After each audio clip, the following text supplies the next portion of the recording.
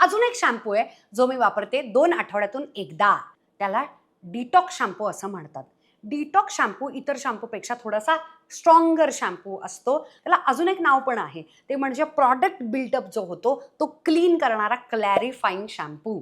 लॉरियलचा एक अफोर्डेबल रेंजमधला उत्तम शॅम्पू आहे. तो पण मी इथे दाखवते, त्याची पण लिंक मी देते. तो पण तुम्ही कधीतरी वापरू शकता. दुसरी गोष्ट, स्कॅल्प एक्सफोलिएटर नावाचा पण एक प्रकार येतो. प्रॉडक्टचं बिल्डअप व्हायला लागतं. केस जर वाढत असेल त्याच्या मुळाशी वेगवेगळे प्रॉडक्ट्स इतके साचत जातात की त्या केसांना श्वास घ्यायला जागा राहत नाही आणि हा प्रॉडक्ट बिल्डअप धुवायला पाहिजे, स्कल्पला डिटॉक्स करायला पाहिजे. तो शॅम्पू माझ्या आवडीचा OUAI नावाची कंपनी, तर त्यांचा डिटॉक्स शॅम्पू म्हणून आहे. तो तुम्ही वापरायचा आहे. तो स्ट्रॉंग असतो, स्कल्पला एकदम हेल्दी बनवतो, स्वच्छ धुवून काढतो. तर तो शॅम्पू असा मस्त पातळ शॅम्पू आहे. तर तो शॅम्पू तुम्हाला 2 आठवड्यातून एकदाच फक्त लावायचा आहे.